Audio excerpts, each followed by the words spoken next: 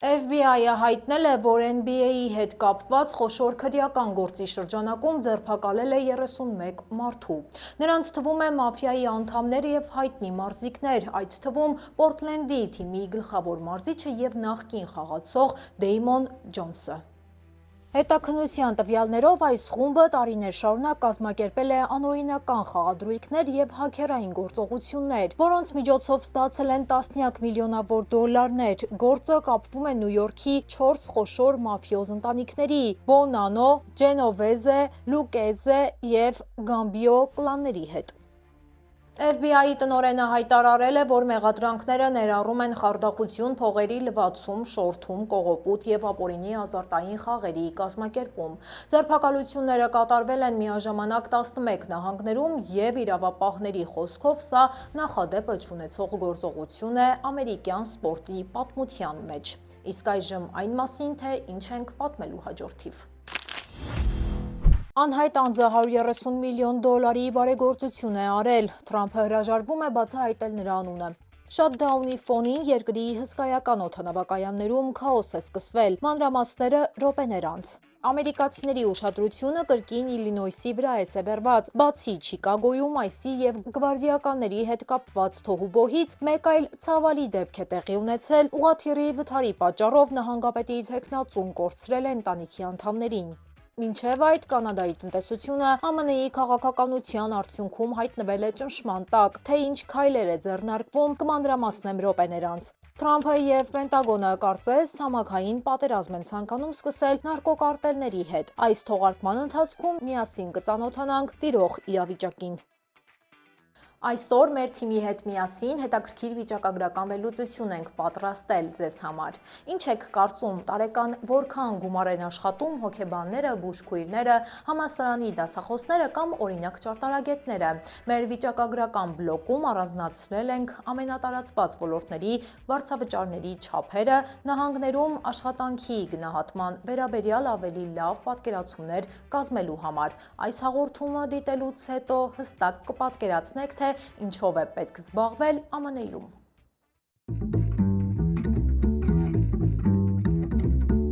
Բարև ձեզ, ես Լենա Կարապետյանն եմ և ինչպես միշտ ձեզ կպատմեմ Միացյալ Նահանգների ամենաքննարկվող և կարևոր իրադարձությունների մասին։ Կսպասենք ձեր լայքերին, մեկնաբանություններին և բաժանորդագրություններին, որոնք մեզ շնորհակալություն հայտնելու ամենասպասված տարբերակներն են։ Դրանք իսկապես օգնում են YouTube-ի ալգորիթմներին։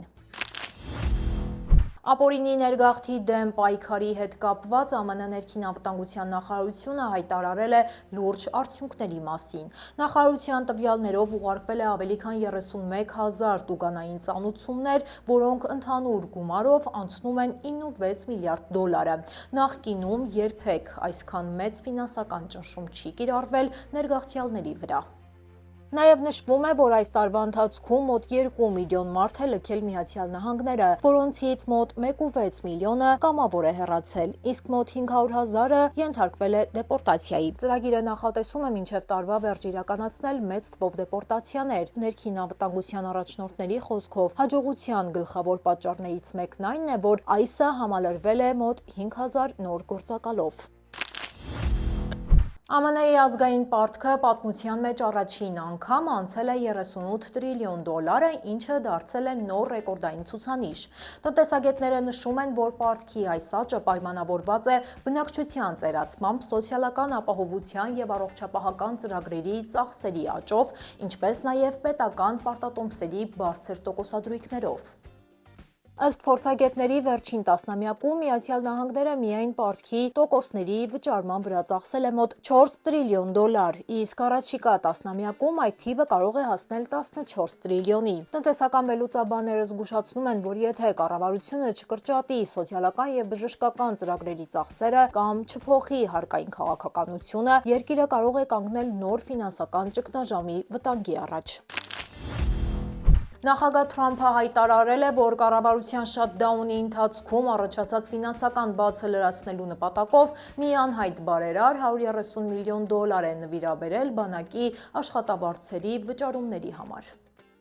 Թրամփը Սպիտակ տանը տեղի ունեցած միջոցառման ժամանակ նշել է, որ նվիրատուն իր ընկերն է եւ իսկական հայրենասեր է, սակայն հրաժարվել է բացահայտել նրա անունը։ Նախագահը ասել է. «Մեջբերեմ, նա զանգահարեց եւ ասաց. ուզում եմ ապահովել, որ մեր զինվորները չզգան շատդաունի հետևանքները, որովհետեւ սիրում եմ մեր բանակը եւ երկիրը»։ Մեջբերման ավարտը։ Շատդաունի ֆոնին զինվորականների վճարները կառավարությանը դժվար իրավիճակի մեջ էր դրել։ Թրամփը արդեն ստորագրել է հրաման, որը թույլ է տալիս Պենտագոնին օգտագործել չծախսված գիտահետազոտական միջոցները բանակի աշխատավարձերի ժամանակավոր ֆինանսավորման համար։ Թրամփը Վաշինգտոնում կայացած մամուլի ասուլիսի ժամանակ հայտարարել է, որ իր վարչակազմը պատրաստվում է անցնել Լատինական Ամերիկայի թմրանյութերի կարտելների դեմ պայքարի նոր ցամաքային փուլին։ Նախագահը նշել է, որ ԱՄՆ-ն արդեն ոչնչացրել է մի շարք նավեր եւ առաքման ուղիներ եւ այժմ պատրաստվում է մաքրել մատակարարման ամբողջ շղթան հենց կարտելների սրտում։ Թրամփը շեշտել է, որ պատերազմ հայտարարել չի ցանկանում, բայց նաև ասել է, որ պատրաստվում է սպանել այդ մարդկանց։ Մենք կսպանենք այդ մարդկանց, հստակ ցույց տալով գործողությունների վճռականությունը։ Պենտագոնի ղեկավարը հաստատել է, որ Միացյալ Նահանգների համար կարտելները համարվում են Ալ-Քաիդայի եւ Իսլամական պետության մակարդակի թիրախներ եւ ԱՄՆ-ի ուժերը ամեն ինչ անելու են դրանց հետապնդման եւ ոչնչացման համար։ Թրամփը իր խոսքում նաև մեղադրել է Վենեսուելային թմրանյութերի հոսքը խթանելու մեջ Մեքսիկային կարտելների կողմից կառավարվելու, իսկ Կոլումբիայի ներգաղթյալների ապաստարան դառնալու մեջ, հայտարարելով, որ Ամերիկան այլևս դա չի հանդուրժի։ Թրամփի հայտարարությունը արդեն առաջացրել է լայն արձագանք ինչպես ԱՄՆ-ում, այնպես էլ Լատինական Ամերիկայի երկրներում։ Անվտանգության փորձագետները զգուշացնում են, որ առանց միջազգային մանդատի իրականացված ցամաքային գործողությունները կարող են առաջացնել լուրջ քաղաքական, իրավական եւ հումանիտար հետևանքներ, վտանգելով տարածաշրջանի կայունությունը եւ բարդացնելով դիվանագիտական հարաբերությունները։ Երկու օր առաջ ԱՄՆ-ի կողմից Լուկոյլի եւ Ռոսնեֆթի նկատմամբ սահմանված նոր պատժամիջոցների ֆոնին նավթի գները կտրուկ աճել են։ Ըստ Բլումբերգի նավթի արժեքը մեկ օրում բարձրացել է 5%-ով, քանի որ շուկան արձագանքել է ռուսական մատակարարման հնարավոր խափանումների սպառնալիքին։ Վերլուծաբան Թոմաս Գրեհեմը ընդգծել է, որ քիչ է հավանականությունը, որ պատժամիջոցները պատճառ կհանդիսանան Կրեմլի վարքը փոխելու գործում, քանի որ դրանք գործում են դանդաղ, իսկ Ռուսաստանը հմտորեն շրջանցում է սահմանափակումները։ Թրամփի վարչակազմի որոշումը դիտվում է որպես ռիսկային քայլ, բացի այդ հայտնի չէ, թե ինչ կկատարվի բենզինի գների հետ, չնայած որ ըստ նախագահի բենզինի գինը պետք է հասներ նվազագույնի։ Դաշնային կառավարության փակման հետևանքով առաջացած աշխատակազմի պակասի պատճառով ԱՄՆ-ի 3 խոշոր օդանավակայանները Վաշինգտոնի Ռոնալդ Ռեյգան, Նյու Ջերսիի Նյուարք Լիբերթի եւ Նյու Յորքի Լա Գուարդիա օդանավակայանները հայտարարել են թռիչքների, ուշացումների եւ ժամանակավոր դադարների մասին։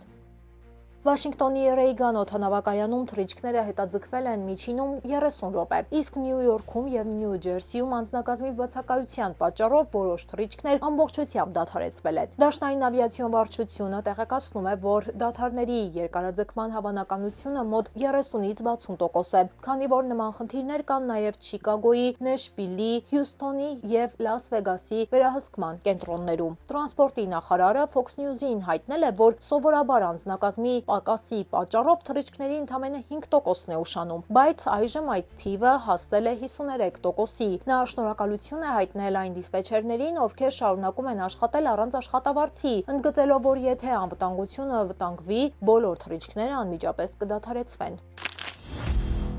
Սիրելի հետևորդներ, մինչև թողարկման մյուս կարևոր նորությունների մասին խոսելը, եկեք տեսնենք, թե ինչ է հրապարակված մեր Facebook-յան էջում։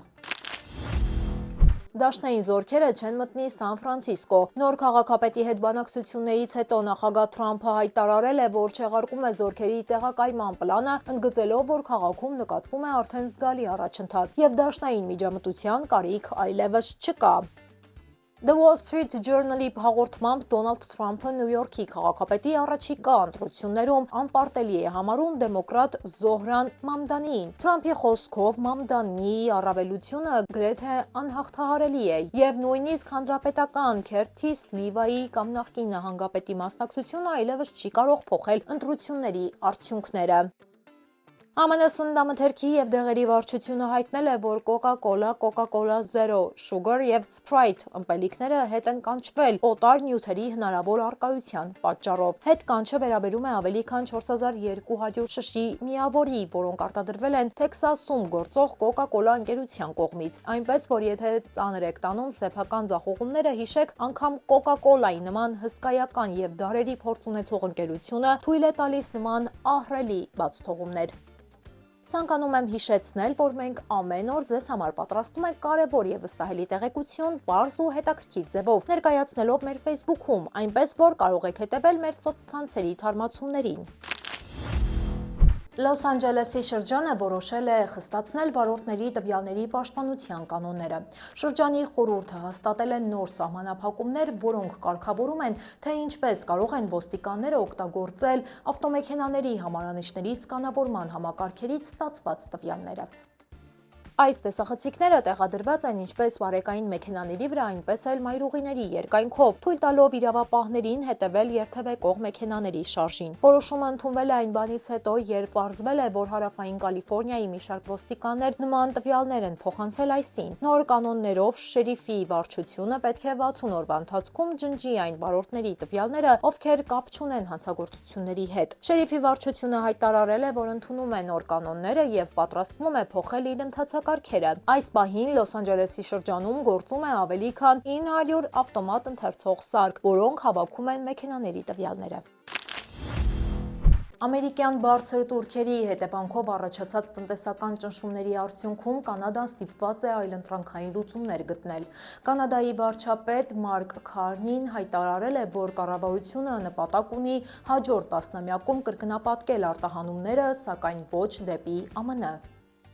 Քարնի նշել է, որ նախկինում ամերիկյան շուկայից առավելություն համարվող կախվածությունը այժմ դարձել է թուլության աղբյուր, քանի որ նոր տուրքերը կրճատել են ներդրումները և վտանգի տակ են դրել հազարավոր աշխատատեղեր, հատկապես ավտոարտադրության, մետաղագործության և փայտամշակման ոլորտում։ Քարնին ընդգծել է, որ Կանադան մտնում է տնտեսական նոր դարաշրջան, որտեղ պետք է դիվերսիֆիկացնի իր շուկաները և նվազեցնի կախվածությունը Միացյալ Նահանգներից։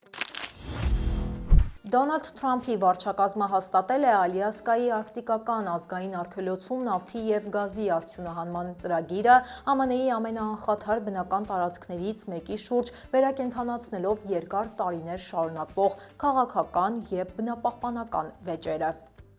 Այս որոշմամբ Թրամփը կատարում է իր նախընտրական խոստումը, այն է վերադարձնել էներգետիկ ակտիվությունը Արկտիկայի տարածաշրջանում։ Նշեմ, որ այդ տարածքը առանձնակի նշանակություն ունի Գվիչի ցեղի համար և հանդիսանում է հազարավոր կուրբու եղջերուների, բևեռային արջերի և միլիոնավոր միգրացիոն թռչունների բնակավայր։ Ըստ ընդունված հարկաբյուջետային օրենքի, առաջիկա տասնամյակում արգելոցում հանքավայրերի շահագործման իրավունքների համար պետք է անցկացվեն առնվազն 4 միջազգային աճուրդներ, ինչը կարող է արմատապես փոխել շրջանի բնական պայմանները։ ԱՄՆ-ում աշխատավայրի պատկերը շարունակում է արտացոլել երկրի տնտեսական անհավասարությունը և մասնագիտական բևեռացումը։ Թեև ընդհանուր վիճակագրությունը ցույց է տալիս միջին եկամտի կայուն աճ, տարբեր ոլորտների միջև պահպանվում են զգալի տարբերություններ։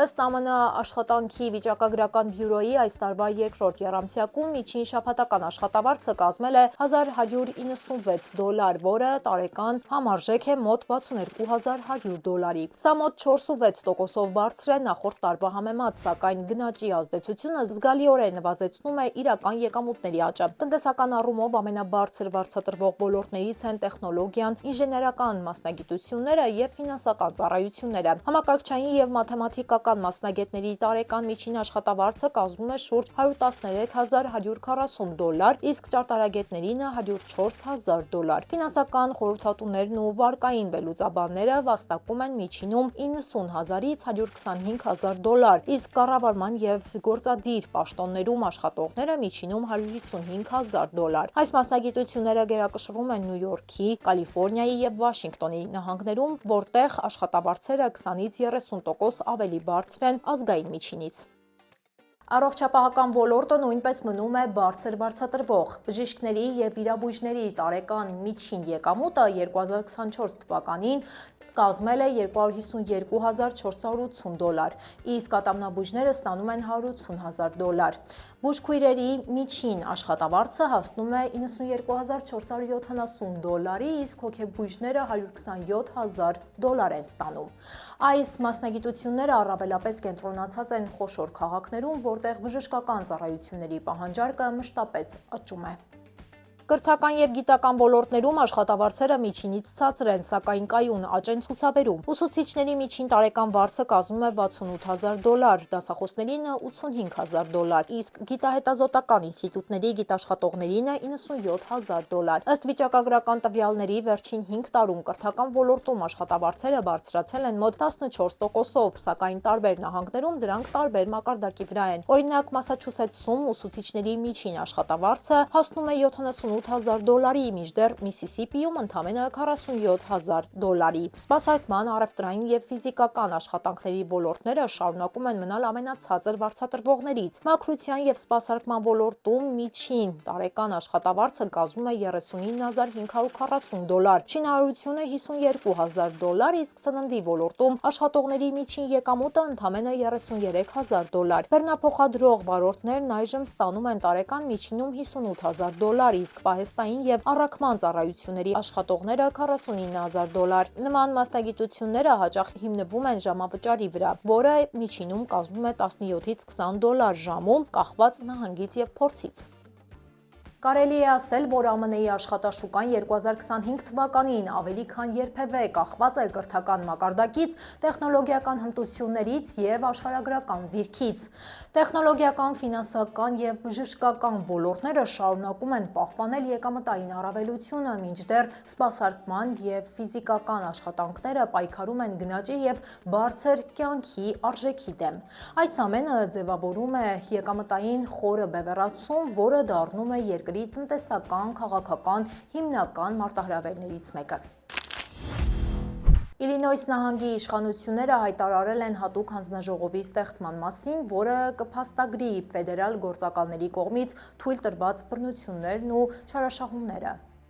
Հոկտեմբերի 23-ին ստորագրվել է համապատասխան հրամանագիր, հանձնարարելով նոր մարմնին հավաքել վկայություններ այն դեպքերի վերաբերյալ, երբ ֆեդերալ գործակալները անտեղի ուժ են կիրառել խաղաղ քաղաքացիների հանդեպ։ Այս իրադարձությունները տեղի են ունենում այն ժամանակ, երբ ԱՄՆ Գերագույն դատարանը պատրաստվում է որոշել, արդյոք նախագահ Թրամփը իրավասու է ազգային գվարդիան օգտագործել ֆեդերալ գործակալներին պաշտպանելու համար, թե ոչ։